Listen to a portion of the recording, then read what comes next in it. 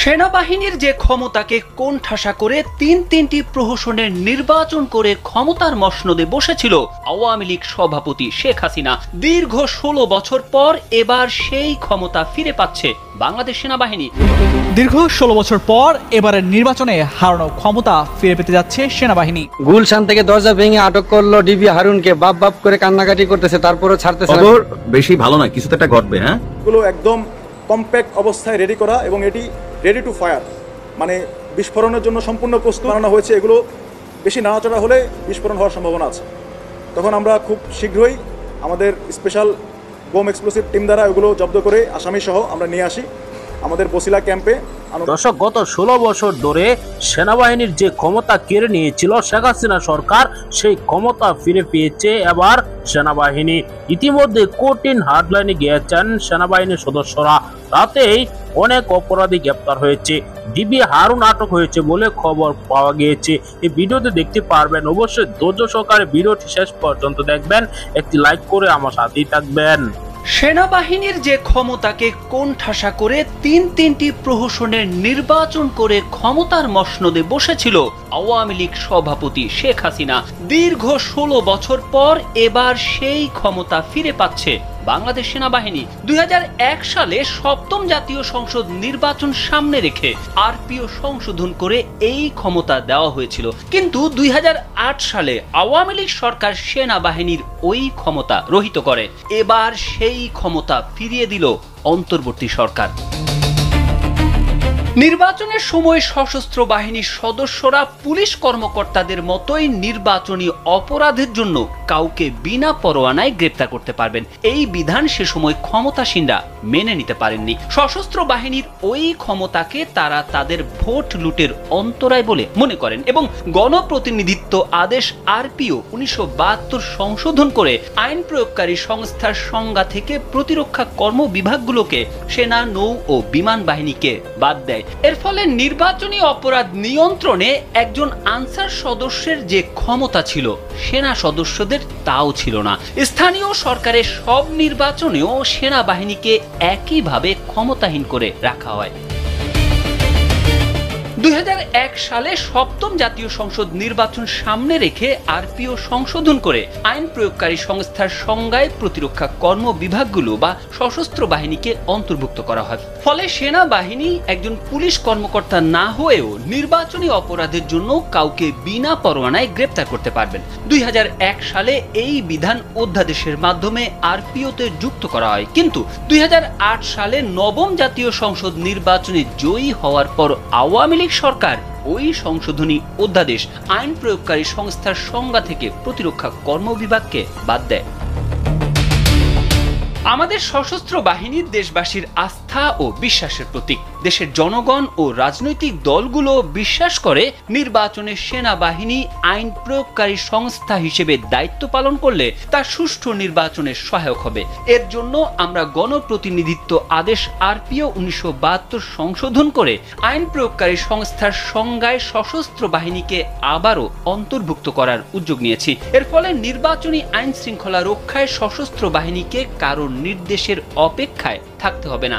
গেল সোমবার কালের কণ্ঠকে এই কথাগুলো বলেন নির্বাচন কমিশনার আব্দুর রহমানেল মাসুদ। এ নিয়ে একটি প্রতিবেদন প্রকাশ করেছে দৈনিক কালের কণ্ঠ। প্রায় ৩২টি ককটেল বোমা পাওয়া যায়। হয়তো ১-২ দিনের মধ্যে কোনো একটি অঘটন বা কোনো একটি নাশকতা করার পরিকল্পনা তাদের ছিল। ইনএড টু সিভিল পাওয়ারে মোতায়েনকৃত সেনাবাহিনী যে এলাকায় থাকবে সে এলাকায় সন্ত্রাসী থাকবে, এটা হতে পারে না। অর্থাৎ সেনাবাহিনী এবং সন্ত্রাসী একই সাথে একই এলাকায় থাকবে, এটা হতে পারে না। হয় সন্ত্রাসী থাকবে অথবা সেনাবাহিনী থাকবে।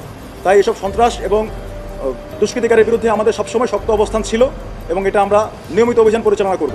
৩ জন আসামিকে যখন জেনেভা ক্যাম্প থেকে আমাদের বসিলা আর্মি ক্যাম্পে নিয়ে আসার পরে তখন তাদের কাছে জিজ্ঞাসাবাদে তারা কিছু প্রভাব বিস্তার করার জন্য এবং তাদের কিছু ইন্টারনাল গ্যাং ক্ল্যাশ করার জন্য তারা দেশীয় অস্ত্রগুলো রেখেছে বলে তারা স্বীকার করে। তখন আমাদের মনে প্রশ্ন জাগে যে এই স্প্লিন্টারগুলো কী কারণে, এটার নিশ্চয়ই কোনো ইউটিলাইজেশন আছে। তারপর ফার্দার জিজ্ঞাসাবাদ করার পরে একজন স্বীকার করে যে এগুলো ককটেল বোমা বানানোর জন্য ব্যবহার করা হয়। তখন তারা আমাদেরকে স্পটে নিয়ে যাওয়ার জন্য রাজি হয়। তারপর আমরা আমাদের মোহাম্মদপুর থানার সহযোগিতা নিয়ে মোহাম্মদপুর থানার একটি চৌকস আভিযানিক দল এবং আমাদের আরও 2টি দল সহ আমরা রাতের ৯টা ৩০ মিনিটে অভিযান পরিচালনা করি আবার সেই জেনেভা ক্যাম্পে। তখন অভিযান পরিচালনা করে একটি বাসার 2টি কক্ষ থেকে আরও একজনকে গ্রেপ্তার করা হয় এবং তখন এরকম আরও অনেকগুলো স্প্লিন্টারের প্যাকেট, মোটামুটি প্রায় 4টি প্যাকেট, অনেকগুলো মার্বেল পাথর পাওয়া যায়। তখন তার পাশের কক্ষ থেকে খুব নিরাপদ স্থানে রেখেছে এরকম প্রায় 32টি ককটেল বোমা পাওয়া যায়। ওই ককটেল বোমাগুলো আমরা প্রথমে যাচাই বাছাই করে দেখি, তারপর তার পাশে অনেকগুলো আমরা গান পাউডার দেখতে পাই এবং কিছু সিমেন্ট দেখি এবং একটি ব্লেন্ডার মেশিন পাই। তখন তাদেরকে যখন জিজ্ঞাসাবাদ করা হয় যেগুলো দিয়ে কীভাবে তারা কী করে, তারা তখন বলে যে গান পাউডারগুলো তারা ব্লেন্ডার মেশিন দিয়ে এগুলো মিশ্রণ করে, তারপর সিমেন্ট এবং এরকম যে কিছু মার্বেল পাথর আছে এগুলোকে ব্লেন্ড করে কিছু এরকম লোহার আয়রন প্যারেক এবং এরকম স্প্লিন্টারের মতো ছোটো ছোটো আয়রন স্মল বল এগুলো ইউজ করে তারা এই ককটেল বোমাগুলো বানিয়েছে। তো আমাদের সাথে সাথে আমরা আমাদের সেনাবাহিনীর বোমা বিস্ফোরক দল যারা আছে তাদেরকে খবর দিই।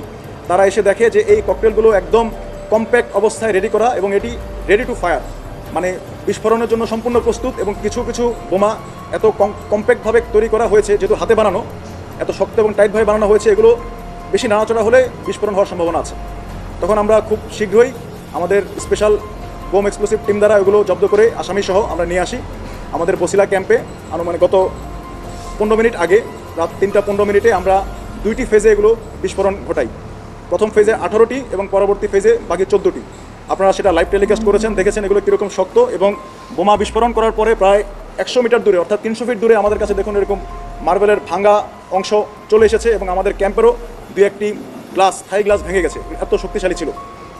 এগুলো আমরা জব্দ করে নিয়ে আসি, যা আপনাদের ডানে এখানে রক্ষিত আছে। দেখতে পাচ্ছেন আপনারা যে গান পাউডার, কিছু অনেকগুলো সিমেন্ট, তারপরে শক্ত করার জন্য পুডিং, ক্রসটেপ এবং অনেকগুলো স্প্লিন্টার সদৃশ আয়রন স্মল বল এবং মার্বেল পাথর। এগুলো তারা 32টা তৈরি করেছে এবং জানতে পেরেছি অল্প কিছুদিনের মধ্যে তারা এগুলো তৈরি করেছে। রিসেন্টলি হয়তো 1-2 দিনের মধ্যে কোনো একটি অঘটন বা কোনো একটি নাশকতা করার পরিকল্পনা তাদের ছিল। আমরা সর্বমোট 4 জনকে গ্রেপ্তার করতে পেরেছি। এই 4 জনের নাম, একজন হচ্ছে রিয়াজ, একজন যার বয়স 26, একজনের নাম শিশু যার বয়স 35, একজনের বয়স শুভ যার বয়স 33 এবং ওই স্পট থেকে একজনকে পাই যার নাম মান্নান, বয়স 28। পরবর্তীতে জানতে পারি জেনেভা ক্যাম্পের ভিতরে মাদক সম্রাট পিচ্চি রাজা নামে একজন মাদক সম্রাট রয়েছে।